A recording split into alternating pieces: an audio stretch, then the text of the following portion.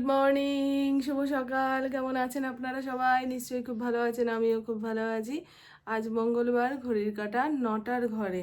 আজকে পুপুর class test রয়েছে, তাই 10:30টার সময় বেরোবে, ভাত খেয়ে যাবে। ভাতের হাঁড়িতে চাল ধুয়ে রেডি করে রেখে এসেছি, আধা ঘন্টা ভিজতে থাকুক, ততক্ষণে ঘর দুয়ারের অবস্থা দেখুন।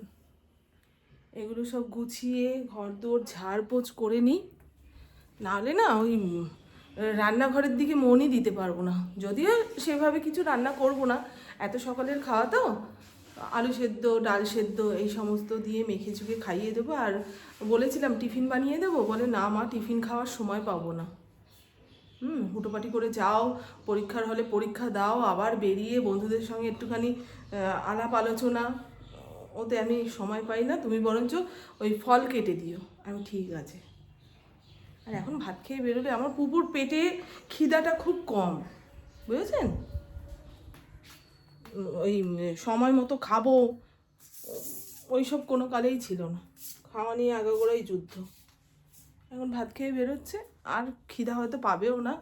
আর পেলে কলেজে ক্যান্টিন রয়েছে, আমি বলেছি ওখান থেকে কিছু খেয়ে নিবি, বেশিক্ষণ খালি পেটে থাকিস না। খালি পেটে থাকলেই কিন্তু গ্যাস অম্বল এই সমস্ত হয়, বুঝেছেন? তো চলুন বন্ধু, নিচের ঘরের বিছানা পাট পরিষ্কার করে এখন ঘরদোর ঝাড় দিয়ে রাখছি। পুপু ইন্দ্র বেরিয়ে গেলে ঘর মুছবো। আর এই কদিন আমি অনেক সকাল সকাল ঘুম থেকে উঠে মুখ হাত পা ধুয়ে বাসি জামাকাপড় ছেড়ে নিয়ে রান্নায় ঢুকছি। আমার মনে হয় এই রুটিনটা ফলো করলে গরমে বেঁচে যাব, নাহলে পোড়া গরমে ওই উনুনের পাশে বেলা করে আর দাঁড়ানো যাবে না। সে যাই হোক, পুপুর তো পরীক্ষা টানা সোমবার পর্যন্ত। আমার মেয়েটা আবার সারাদিন হেলে ফেলে কাটায়, রাত্রির 11টা থেকে একদম 2-2-2:30 পর্যন্ত। ও পড়ার কি ধুম! যতই বলি চল রে, বইপত্র নিয়ে ওপরের ঘরে চল, আমি একপাশে ঘুমাবো, তুই একপাশে লাইট জ্বেলে পড়বি। ও না, এই ওপরের ঘরে গেলে সমস্ত বইপত্র টেনে নিয়ে ওপরে যেতে হবে, অত খাটনি তো পোষাবে না। আর আমার আবার কি বলুন তো, ঘুমের টাইমটা পেরিয়ে গেলে আমার ঘুম আসতে চায় না, বুঝেছো? তাই ভাবছি পুপুর পরীক্ষার কয়দিন আমি আর ভিডিও বানাবো না। আর ঘুম না হলে না আপনাদের সঙ্গে যে হাসি মুখে কথা বলবো সেটাও বলতে পারবো না। ঘুম না হলে মেজাজটা খিটখিটে হয়ে থাকে, বুঝতেই তো পারছেন। ভাতের মধ্যে 2 টুকরো আলু দিয়ে দিয়েছি, আর ইন্দ্র বাজার থেকে কতগুলো ফ্রেশ কড়াইশুঁটি এনেছে। এখন তো কড়াইশুঁটির দাম কমে গেছে, সেটা লবণ দিয়ে সেদ্ধ করছি, সকালে খাবো। আর এখানে বক ফুল, কুমড়ো ফুল ধুয়ে লবণ জলে ভিজিয়ে রেখেছি, বড়া ভাজবো। যদি পোকামাকড় থাকে বেরিয়ে যাবে। আর এই ত্রিফলা চূর্ণ কয়দিন ধরে খাচ্ছি, পেটটাও গন্ডগোল করছে জানেন। এই হলো পুকুর টিফিন। শাক আলু, শশা আর আঙুর ফল সব ধুয়ে কেটে টিফিন বক্সে ভরে দিয়েছি। একটু চাট মশলা ছিটিয়ে দিলাম, নাহলে খেতে চাইবে না, বুঝেছ? আর এই যে একটা চামচ। টিফিন বক্সে ঢাকনা কোথায়? আমরা মোটামুটি সবাই স্কুলে যাওয়ার টাইমে এই খাবার খেয়ে স্কুলে গেছি। আর মেয়ে রেডি হচ্ছে। ও মা, টাটা বাবা, ধীরে সুস্থে যাবে, জল খাবে, সময় মতো টিফিন খেয়ে নিবি, বেশিক্ষণ খালি পেটে থাকবি না কিন্তু, মাথা ঘুরে যাবে। আজকে দুপুরে কি রান্না করব সেটার আয়োজনও করে রাখি, নাহলে নিশ্চিন্তে মুখে কিছু দিতে পারবো না। এই যে ইঁচড় এনেছে, একদম কচি ইঁচড়, মামনকে চমকে দেওয়ার মতন ইঁচড় এনেছে, কিন্তু মামন তো অসন্তুষ্ট হয়েছে এই ইঁচড়টা দেখে। শুকনা, আর এদের রাখবো আবার কি? কোনো জিনিস ফেলাবো না, খাওয়ার সময় টের পাবে কি ভুল ভাল জিনিস আনাছে। চলেন এবারে কড়াইশুঁটিটা খেয়ে নিই। বাবা, কড়াইশুঁটির ভেতরে পোকা না থাকে, এইভাবে কড়াইশুঁটি খেতে কি ভালো লাগে না, মিষ্টি। আমার যেহেতু বিকেলের পর থেকে পেটটা ভার থাকে, তাই ভারী কিছু খাই না, নাহলে সারা রাত হোঁসপোস হোঁসপোস করবো। ওই মুড়ি দিয়ে তরকারি দিয়ে 7টার মধ্যে ডিনার কমপ্লিট করে ফেলি, বুঝেছেন কি বললাম? সেই কারণেই তো সকালে ঘুম থেকে উঠতে না উঠতেই খেতে দাও, খেতে দাও, খাবো, কি খাবো, খিদা পেয়েছে, আমি করতে থাকছি। ভারী কিছু টিফিন বানানোতে হবে, ব্যবস্থা করতে হবে। যে খাবে খাবে, না খাবে না খাবে, আমার কথা আমাকে চিন্তা করতে হবে, বুঝেছো? নাহলে বাঁচবো না। বেশিক্ষণ খিদা পেটে থাকলে মাথা গরম হয়ে যায়। কেমন লাগছে না? মাথায় শ্যাম্পু করবো, ঘর মুছবো।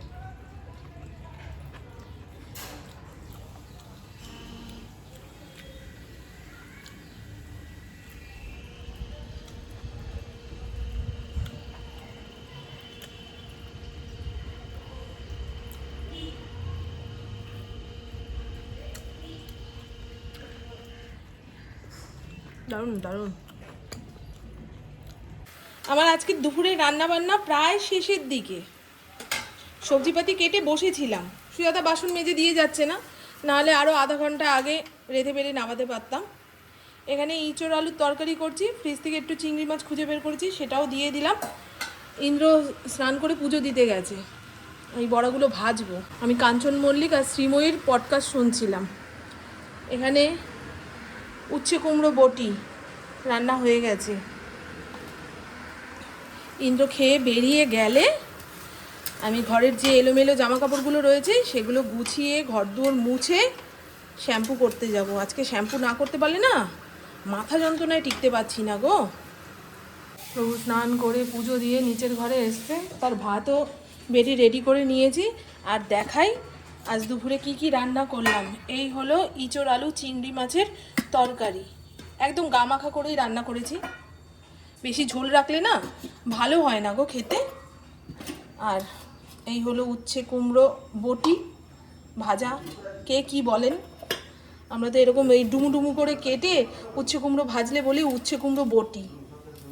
আর বক ফুলের বড়া, ইন্দ্রকে 4টে ভেজে দিয়েছি, আর যে 2-3টে ফুল রইল আমি খাওয়ার আগে গরম গরম ভেজে নেব।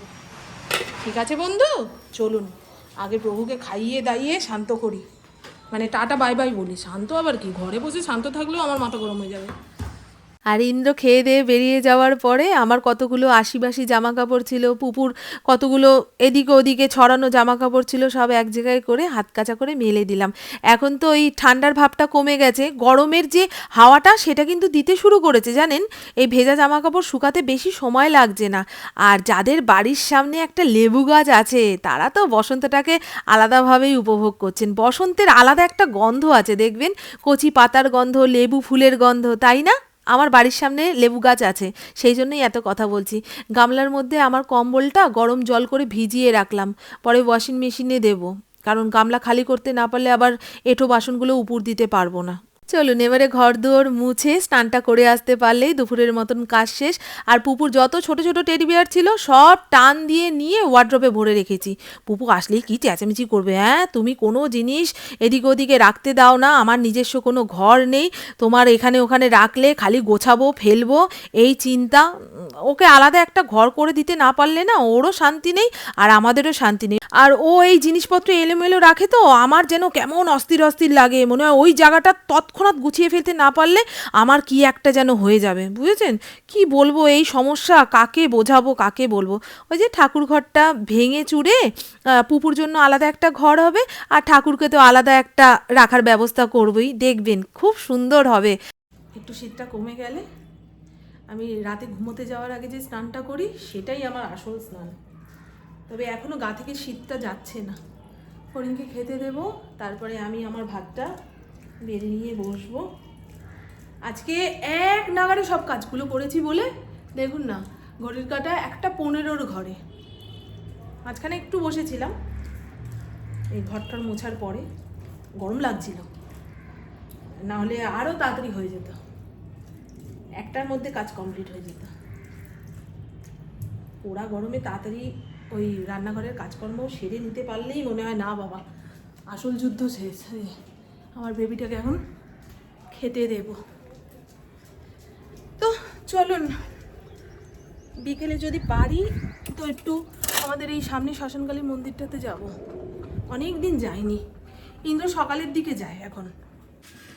আর এই তো বন্ধু আমি আমার দুপুরের খাবার বেড়ে নিয়েছি। ইন্দ্রকে যা যা দিয়ে দিয়েছিলাম আমিও তাই তাই দিয়ে নিয়েছি, শুধু ওই একটা লাল কাঁচা লঙ্কা আর 1 চামচ ঘি।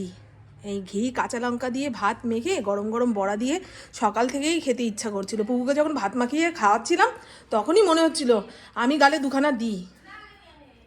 গুড ইভিনিং, ঘড়ির কাঁটা 6টার ঘরে। দুপুরবেলা একটুখানি শুয়েছিলাম, সবে ঘুমটা এসছে। মিন্ত্রা থেকে একখানা পার্সেল রিটার্ন নিতে আসবে। ছেলেটা আধা ঘন্টা আগে ফোন করে আমাকে ঘুম থেকে জাগালো। আমি দাঁড়িয়েই আছি, যেমন বিরক্ত লাগছিল। আর হঠাৎ করে ফোনের আওয়াজটা কানে এসছে, তো ঘুমের চোখে ধরপড়িয়ে উঠেছি, মাথাটা ধরে রয়েছে। এখন একটু গ্রিন টি খাবো ভেবেছিলাম, রাস্তায় বেরোবো।